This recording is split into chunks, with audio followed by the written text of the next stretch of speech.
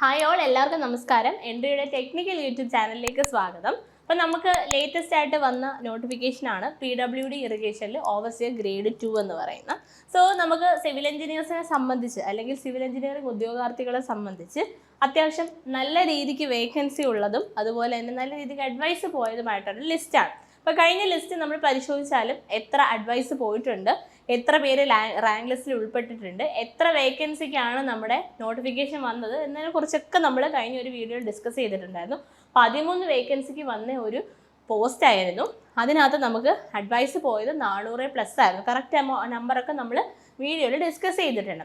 അത് മാത്രമല്ല, നമുക്ക് ഇപ്പം വന്നിരിക്കുന്ന നോട്ടിഫിക്കേഷനകത്ത് വേക്കൻസീസ് സ്പെസിഫൈ ചെയ്തിട്ടില്ല. അവർ ആൻറ്റിസിപ്പേറ്റഡ് വേക്കൻസീസ് എന്ന് മാത്രമേ പറഞ്ഞിട്ടുള്ളൂ. അപ്പോൾ അത്യാവശ്യം നമ്പർ ഓഫ് വേക്കൻസീസ് നമുക്ക് പ്രതീക്ഷിക്കാം എന്ന് തന്നെ കരുതാം. ആൻഡ് ഗ്രേഡ് 2 ആണ് നമുക്ക് വളരെയധികം കൺഫ്യൂഷൻ ഉണ്ടായിരുന്ന ഒരു കാര്യമായിരുന്നു. ബിടെക്കുകാർക്കും ഡിപ്ലോമക്കാർക്കും ഇത് അപ്ലൈ ചെയ്യാൻ പറ്റുമെന്നുള്ളത്. അപ്പോൾ PSC നോട്ടിഫിക്കേഷൻ കൊണ്ടുവന്ന സമയത്ത് തന്നെ വ്യക്തമായ യോഗ്യതകൾ പറഞ്ഞിട്ടുണ്ട്. അതിൻ്റെ കൂടെ ഈക്വലൻ്റ് ആൻഡ് ഹയർ ആയിട്ട് വെച്ച് അപ്ലൈ ചെയ്യാൻ പറ്റുന്നതും സ്പെസിഫൈ ചെയ്തിട്ടുണ്ട്. അപ്പോൾ അതിനകത്ത് ഡിപ്ലോമ, ബിടെക്, BE-കാർക്കൊക്കെ അപ്ലൈ ചെയ്യാമെന്ന് സ്പെസിഫൈ ചെയ്ത് പറഞ്ഞിട്ടുള്ളത് കൊണ്ട് തന്നെ ബിടെക്കുകാർക്കും ഡിപ്ലോമക്കാർക്കും നമുക്ക് ഈ ഒരു പോസ്റ്റിലേക്ക് അപ്ലൈ ചെയ്യാനായിട്ട് സാധിക്കും. അപ്പം നമുക്ക് പിന്നെ ഗ്രേഡ് 2 എക്സാം ആയതുകൊണ്ട് തന്നെ സിലബസ് എന്ന് പറയുന്നത് വളരെ ചെറിയൊരു സിലബസ് ആണ്.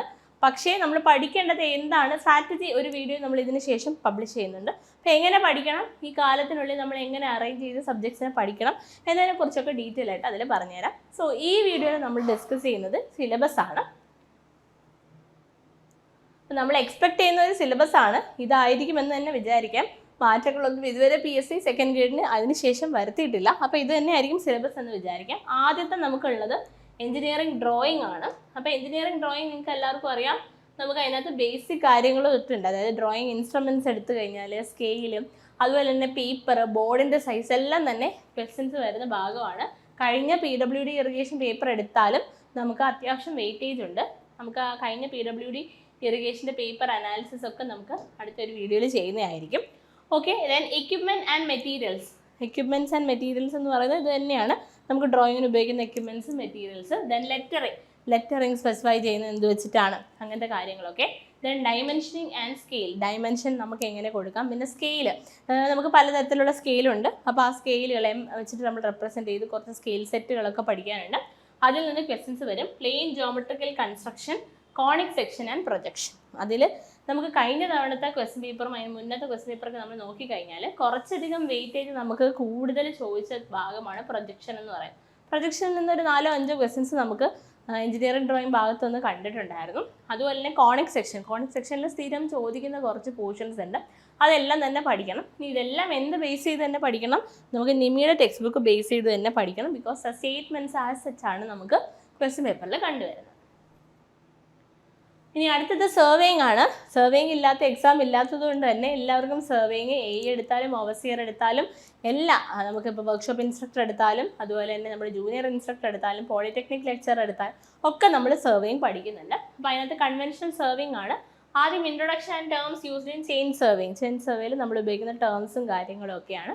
പിന്നെ നമുക്ക് കോമ്പസ് സർവേയിങ് ഉണ്ട്, പ്ലെയിൻ ടേബിൾ സർവേയിങ് ഉണ്ട്, ലെവലിംഗ് സർവേ ഉണ്ട്, principles of levelling, type of levelling, reduction of levels, contouring, theodolite survey, modern and advance surveying instruments. കഴിഞ്ഞ ക്വസ്റ്റ്യൻ പേപ്പർ നമ്മൾ പരിശോധിച്ച് കഴിഞ്ഞാൽ ഈ സർവേയിങ്ങിൻ്റെ ക്വസ്റ്റ്യൻ്റെ ഓർഡർ പോലും ഇങ്ങനെയാണ്. ആദ്യം ചെയിൻ എന്നൊരു ക്വസ്റ്റ്യൻ, നമ്മുടെ ചെയിനിൻ്റെ കറക്റ്റ് ലെങ്ത്തും ഇൻകറക്റ്റ് ലെങ്ത്തും വെച്ചിട്ടൊരു പ്രോബ്ലം, പിന്നെ പ്ലെയിൻ ടേബിളിൽ നിന്ന് 2 ക്വസ്റ്റ്യൻ, ലെവലിംഗ് സർവേ എന്നൊരു ക്വസ്റ്റ്യൻ, പ്രിൻസിപ്പിൾസ് എന്നൊരു ക്വസ്റ്റ്യൻ, അതുപോലെ റിഡക്ഷൻ ഓഫ് ലെവലിൽ നിന്നൊരു ക്വസ്റ്റ്യൻ, പിന്നെ contouring, theodolite, modern advance surveying 2 question. അങ്ങനെയായിരുന്നു നമുക്ക് വന്നത്. അപ്പോൾ അതായത് ഈ സിലബസിൽ കൊടുത്ത ഓർഡറിൽ തന്നെയായിരുന്നു കഴിഞ്ഞാണ് നമുക്ക് ക്വസ്റ്റ്യൻസ് കണ്ടു വന്നിരുന്നത്.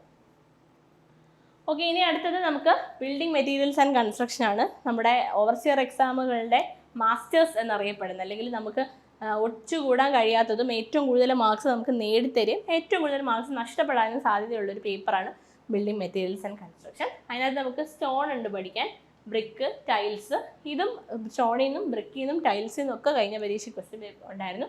അതിന് സിമെൻറ്റിന് 2 ക്വസ്റ്റ്യൻ ഉണ്ടായിരുന്നു, ലൈമിന്ന് ക്വസ്റ്റ്യൻ ഉണ്ടായിരുന്നു, ഫില്ലർ മെറ്റീരിയലിന് ഉണ്ടായിരുന്നു, പ്ലെയിൻ സിമെൻറ്റ് കോൺക്രീറ്റ് RCC നിന്ന് ഓരോ ക്വസ്റ്റ്യൻ വീതം, അതായത് 2 കൂടെ ചേർത്തൊരു ക്വസ്റ്റ്യൻ, ടിമ്പർ ഫൗണ്ടേഷൻ എന്നൊരു ക്വസ്റ്റ്യൻ, നമ്മുടെ റാങ്കൈൻസ് ഇക്വേഷൻ ആയിരുന്നു ചോദിച്ചത്. ദെൻ മേസണറിയിൽ നിന്നൊരു ക്വസ്റ്റ്യൻ ഉണ്ടായിരുന്നു, റൂഫിങ്ങിൽ നിന്നല്ല റൂഫിൽ നിന്നാണ് ഒരു ക്വസ്റ്റ്യൻ ചോദിച്ചത്. Then flooring, building finishes and services. Building finishes എന്ന് പറഞ്ഞാൽ നമ്മുടെ പ്ലാസ്റ്ററിങ്, പെയിൻറ്റിങ്, പോയിൻറ്റിങ് ആണ്. പോയിൻറ്റിങ്ങിൽ നിന്ന് അതിൽ ക്വസ്റ്റൻ ഉണ്ടായിരുന്നു. ദെൻ സർവീസസ് വരുമ്പോൾ നമ്മുടെ എന്താ പറയുക, ലിഫ്റ്റ്, എസ്കലേറ്റർ, അങ്ങനത്തെ കാര്യങ്ങളൊക്കെയാണ് വരുന്നത്. Temporary structure treatment for building construction, shoring, underpinning ഒക്കെയാണ്. ഇതിൽ ഷോറിങ്ങിൽ നിന്ന് കഴിഞ്ഞ പ്രാവശ്യം ക്വസ്റ്റൻ ഉണ്ടായിരുന്നു. ഓക്കെ, ഇനി അടുത്തത് ബിൽഡിംഗ് ഡ്രോയിങ് ആൻഡ് എസ്റ്റിമേഷൻ ആണ്. ബിൽഡിംഗ് ഡ്രോയിങ് ആൻഡ് എസ്റ്റിമേഷൻ എന്ന് പറയുന്നത് നമുക്ക് മെയിനായിട്ട് നമ്മുടെ KMBR അല്ലെങ്കിൽ കേരള മുനിസിപ്പൽ ബിൽഡിംഗ് റൂൾസ്, അതുപോലെ തന്നെ നമ്മുടെ നിമിയിലെ നമുക്കുണ്ട്, നിമിയല്ല, നമ്മുടെ NBC, നാഷണൽ ബിൽഡിംഗ് കോഡ്, ഇത് രണ്ടിനെയും ബേസ് ചെയ്തിട്ടാണ് ഇതിൽ നിന്ന് ക്വസ്റ്റ്യൻസ് ചോദിക്കുന്നത്. ഈച്ച് ആൻഡ് എവറിത്തിങ് അതിൽ നിന്ന് പഠിക്കുക. ബിൽഡിംഗ് റൂൾസ് ആൻഡ് ബൈലോസ് ആണ് നമ്മുടെ KMBRഉം NBCയും രണ്ടും ചേർത്തിട്ട് നമുക്ക് പഠിക്കാനുള്ളത്. ദെൻ എസ്റ്റിമേഷനിൽ നിന്ന് അത്യാവശ്യം 10ൽ കൂടുതൽ ക്വസ്റ്റ്യൻസ് നമുക്ക് വന്നിട്ടുണ്ടായിരുന്നു. 8 ക്വസ്റ്റ്യൻ അങ്ങോട്ട് എസ്റ്റിമേഷനിൽ നിന്ന് മാത്രം വന്നിട്ടുണ്ട്. എല്ലാം സിമ്പിളായിരുന്നു. നമുക്ക് റേറ്റ് അനാലിസിസിൽ നിന്നും വാല്യുവേഷനിൽ നിന്നും ഒക്കെ ക്വസ്റ്റ്യൻസ് ഉണ്ടായിരുന്നു. Rules and method of measurement of work, rate analysis and valuation. അപ്പോൾ ഈ പറഞ്ഞിരിക്കുന്ന ഓരോ വേർഡിൽ നിന്നും ഓരോ ക്വസ്റ്റ്യൻസ് എന്ന നീതി പുലർത്തി തന്നെയാണ് നമുക്ക് ക്വസ്റ്റ്യൻ പേപ്പർ വന്നിട്ടുണ്ട്. പിന്നെ അഡീഷണലി നമുക്ക് RCC എന്നൊക്കെ ക്വസ്റ്റ്യൻസ് ഉണ്ടായിരുന്നു. പക്ഷേ RCC നമുക്ക് നേരത്തെ ബിൽഡിംഗ് മെറ്റീരിയൽസിൽ റീഇൻഫോഴ്സ് സിമെൻറ്റ് ക്വാണ്ടിറ്റി സ്പെസിഫൈ ചെയ്തിട്ടുണ്ടായത് കൊണ്ട് അത് ഔട്ട് ഓഫ് സിലബസ് ആണെന്നൊന്നും പറയാൻ കഴിയത്തില്ല. Okay, then hydraulics and irrigation ആണ്. അതിനകത്ത് terms used in irrigation questions അത്യാവശ്യം ഉണ്ടായിരുന്നു. Storage and diversion head work ഉണ്ടായിരുന്നു. റിസർവെയർ ഉണ്ടായിരുന്നു. ഡാം, കനാൽസ് ഇല്ലായിരുന്നു. ക്രോസ് ഡ്രെയിനേജ് വർക്കിൽ നിന്നൊരു ക്വസ്റ്റ്യൻ ഉണ്ടായിരുന്നു. പ്രോപ്പർട്ടീസ് ഫ്ലൂയിഡിൽ നിന്നുണ്ടായിരുന്നു. മെഷർമെൻറ്റ് ഓഫ് പ്രഷറിൽ നിന്നൊരു ക്വസ്റ്റ്യൻ ഉണ്ടായിരുന്നു. ടൈപ്സ് ഓഫ് ഹൈഡ്രോളിക് എനർജി, അത് ഹൈഡ്രോളിക് മെഷീൻസിനെ ചുറ്റിപ്പറ്റിയായിരുന്നു ഒരു ക്വസ്റ്റ്യൻ ഉണ്ടായിരുന്നു. Okay, hydraulic energy, total energy എന്ന് പറഞ്ഞ് നമുക്ക് ഒരു ക്വസ്റ്റ്യനും ഉണ്ടായിരുന്നു. ഓക്കെ, അപ്പോൾ ഇതാണ് ഹൈഡ്രോളിക്സ് ആൻഡ് ഇറിഗേഷൻ. ഇനി ഓട്ടോക്യാഡ്. ഓട്ടോക്യാഡ് പലരും എളുപ്പത്തിൽ പറയാറുണ്ട്. ഓട്ടോക്യാഡ്, ഇൻട്രൊഡക്ഷൻ ടു ഓട്ടോക്യാഡിന് മുന്നേ നമുക്ക് കമ്പ്യൂട്ടറിൻ്റെ കുറച്ച് ബേസിക്സ് ഒരു 2-3 ക്വസ്റ്റ്യൻ, അത് കോപ്പിക്ക് കൊടുക്കുന്ന കമാൻഡ് Ctrl+C, അങ്ങനെ എളുപ്പമുള്ള കുറച്ച് ക്വസ്റ്റ്യൻസ് ആയിരുന്നു. എന്നാലും ഒന്ന് ജസ്റ്റ് ബേസിക്സ് ഓഫ് കമ്പ്യൂട്ടർ ഒന്ന് വായിച്ചു വെച്ചിട്ട് പോവുക. തീരെ അറിയാത്തവരുണ്ടെങ്കിൽ ഒന്ന് വായിച്ചു വെച്ചിട്ട് പോകുന്നത് നല്ലതായിരിക്കും. Then introduction to AutoCAD, basic commands question ഉണ്ടായിരുന്നു. Drawing tool bar and modifying tool bar എന്ന് ക്വസ്റ്റ്യൻ ഉണ്ടായിരുന്നു. പിന്നെ നമുക്ക് ഷോർട്ട് കട്ട് ഉണ്ടായിരുന്നു. അതുപോലെ തന്നെ എപ്പോഴും വിടാതെ പഠിക്കേണ്ട ഒരാളാണ് ഫങ്ഷണൽ കീസ്, അതായത് F1, F2 അങ്ങനെ ഫങ്ഷണൽ കീസിൻ്റെ പേർപ്പസ് എന്താണ്, അതെല്ലാം ഉണ്ടായിരുന്നു. Okay, then plotting and printing, ഇതൊക്കെയാണ് ഓട്ടോക്യാഡിൽ പഠിക്കാനുള്ള. ഓട്ടോക്യാഡും അത്യാവശ്യം വെയിറ്റേജ് ഉണ്ട്. അപ്പോൾ ഇതാണ് നമ്മുടെ സിലബസ് എന്ന് പറയുന്നത് OBSE ഗ്രേഡ് 2ൻ്റെ. അപ്പോൾ ഏകദേശം സിലബസും ക്വസ്റ്റ്യൻസ് ചോദിക്കുന്ന പാറ്റേണും പറഞ്ഞിട്ടുണ്ട്. അപ്പോൾ ഇന്ന് തന്നെ അപ്ലൈ ചെയ്തിട്ട് അടുത്ത ദിവസം തന്നെ പഠിച്ചു തുടങ്ങണം. ബിക്കോസ് നമുക്ക് നോട്ടിഫിക്കേഷനും എക്സാമും തമ്മിൽ വലിയ ഗ്യാപ്പ് ഉണ്ടാവത്തില്ല. അപ്പോൾ അത് മനസ്സിലാക്കി തന്നെ നമ്മുടെ പ്രിപ്പറേഷൻ എത്രയും വേഗം സ്റ്റാർട്ട് ചെയ്യുക. Thank you.